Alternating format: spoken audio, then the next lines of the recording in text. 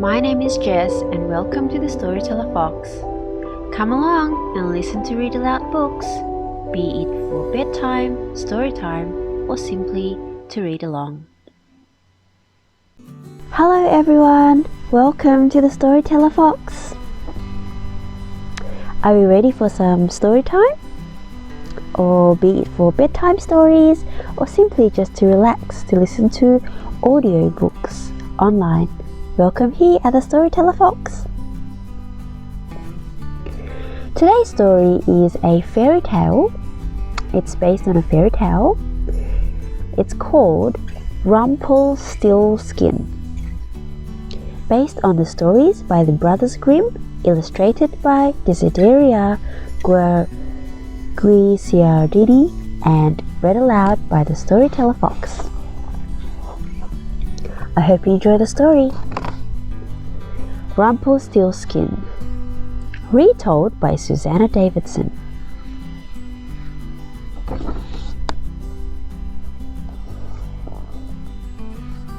Chapter 1. The Miller's Daughter. Once upon a time, there was a poor miller who loved to show off. He boasted about everything. I have a pretty daughter, he boasted. Sometimes his boasts were true, and sometimes they weren't. One day, on his way back from a hunt, the king rode through the miller's village. Suddenly, he stopped. A beautiful girl was standing on the path.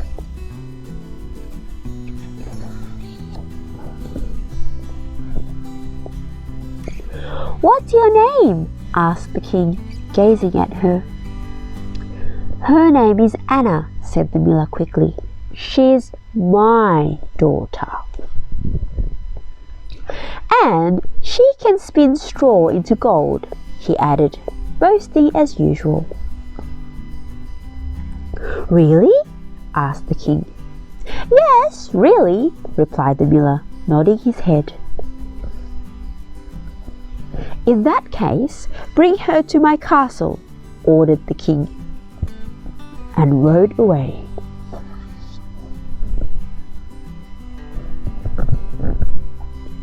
"This is your chance, Anna," cried the miller. "The more the king sees your pretty face, the more he'll want to marry you. You could be queen." The next morning, the miller took Anna to see the king. The castle walls were old and crumbling. Windows were broken and doors were missing. "The king must be short of money," whispered the miller. You can go, the king commanded the miller. "As for you," he said, turning to Anna, "follow me."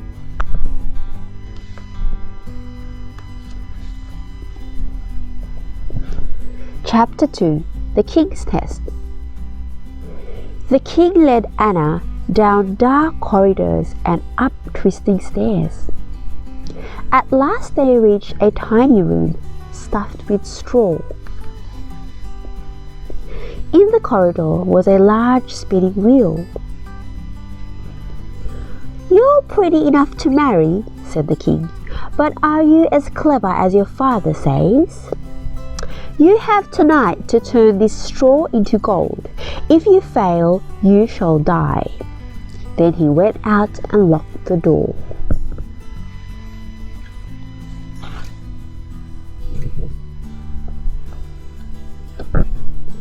Anna sat down, put her head in her hands and sobbed. "Oh, father," she cried, "what have you done? I want to be queen, but I can't spin straw into gold. No one can." "That's what you think," came a voice from the window. Anna jumped. There, by the window, was a little man riding on a wooden spoon.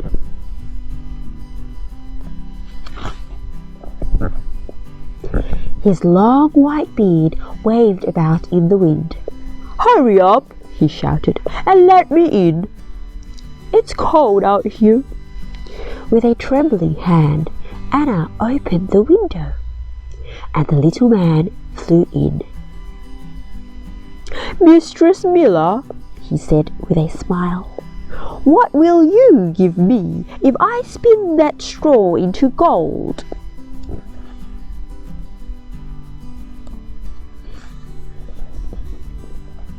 For a moment, Anna was too shocked to speak. She could only open her mouth like a fish. I could give you my necklace," she said at last. "Perfect," said the little man, grabbing it. He leaped onto the stool, tossed his bead over his shoulder, and began to spin. Anna gasped in surprise. The straw was changing into gold before her eyes.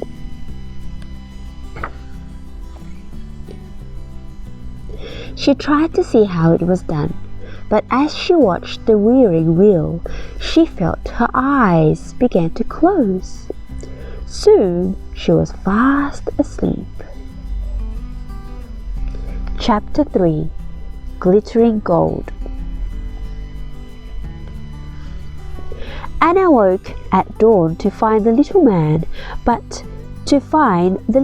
gone, but the room glittered with gold.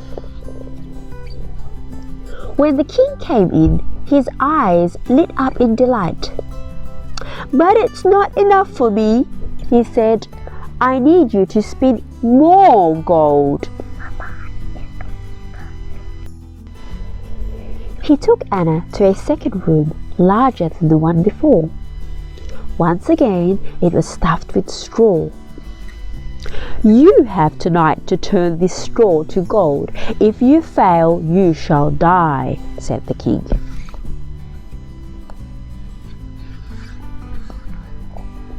Then he went out and locked the door.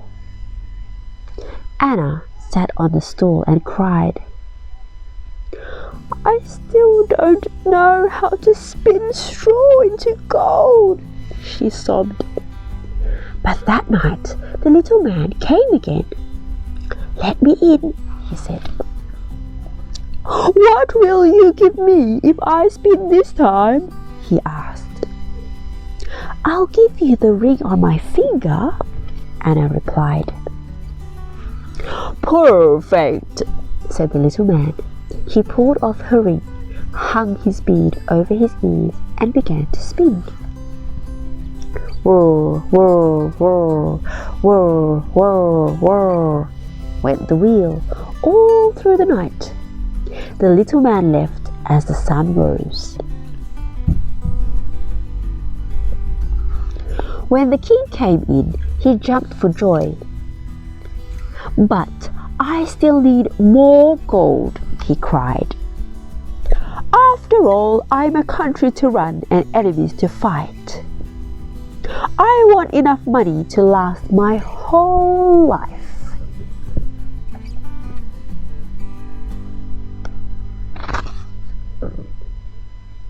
He took Anna to another room, even larger than the one before. This one was bursting with great piles of straw.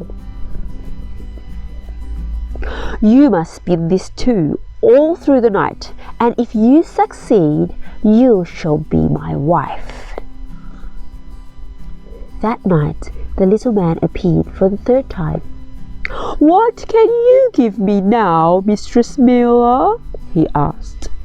"Oh," cried Anna, "I have nothing left to give." "Then promise me your firstborn child," said the little man. "And if I refuse?" asked Anna. "I won't spin," he snapped. Anna thought for a while. "I do want to be queen, and he might forget his request." Finally, she said, "I promise." The little man grinned, tied his bead under his chin, and began to spin. Whirr, whirr, whirr, whirr, whirr, whirr, whirr, whirr, whirr.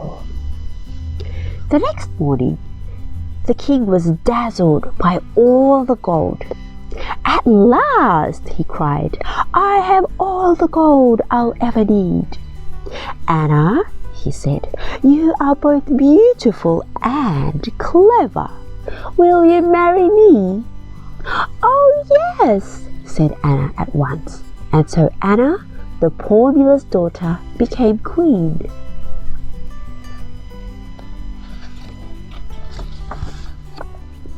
Chapter 4. Anna's Promise. A year later, Anna gave birth to a beautiful boy. She loved him more than her own life. But one dark winter's day, the queen heard a tapping noise at her window. "Let me in." "Oh no," she gasped, "the little man's back." "You can't come in," cried the queen, clutching her baby. "That's what you think," said the little man. He disappeared from the window. The queen waited. Perhaps he's gone, she hoped. The next moment there was a rustling noise in the chimney, and the little man whooshed into the room. "Give me that baby, as you promised," he cried, dancing around the room.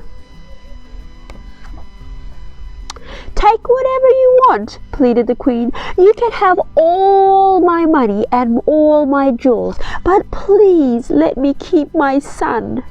"No," said the man. "Something alive means more to me than all the treasures in the world."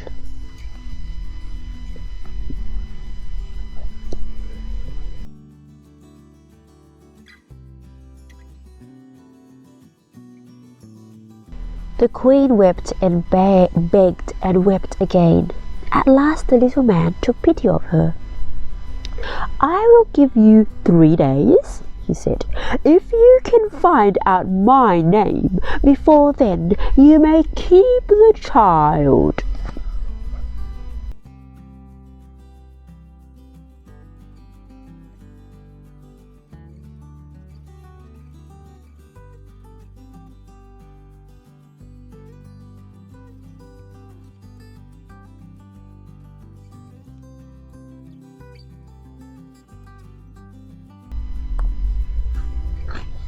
Chapter 5.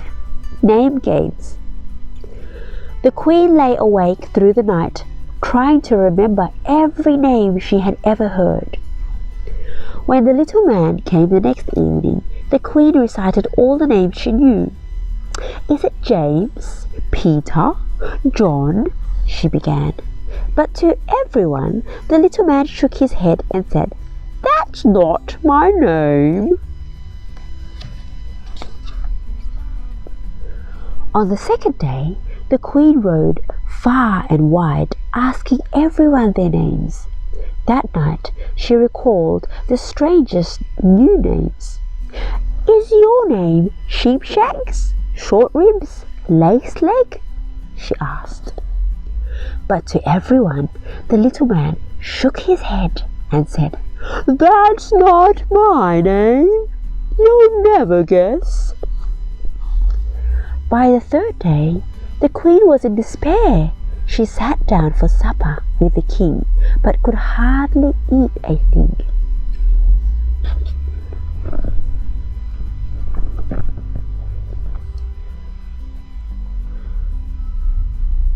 "I have a strange tale to tell you," said the king. 2 days ago, I went hunting through a deep, dark forest. In the middle of the forest was a little house. Outside the house, the strangest little man was jumping about. He hopped on one leg and sang. "Today I bake, tomorrow brew, the next I'll do the same. Ha! Glad I am the one no one knew, that Rumpelstiltskin is my name." The queen smiled when she heard the king's story, but she didn't say a word.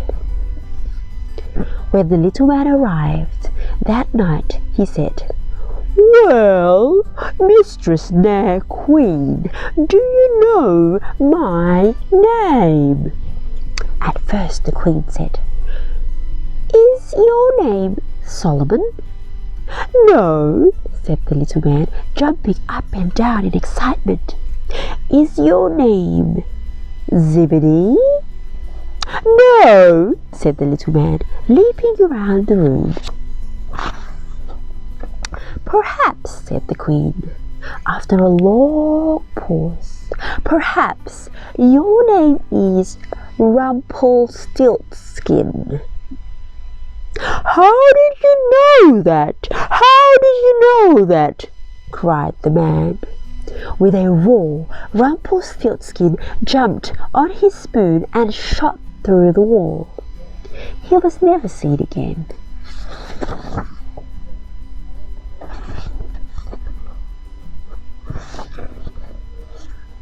The end. The tale of Rumpelstiltskin was first written down by Jacob and Wilhelm Grimm in Germany in 1812. There are lots of different versions of the story. In some, Rumpelstiltskin runs away at the end. In others, he flies away on a spoon. In the Grimm's last version, Rumpelstiltskin is so angry he tears himself to two.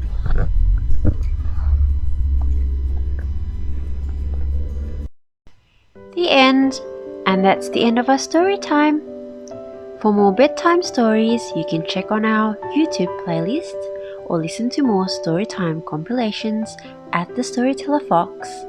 Thank you so much for watching. See you next time.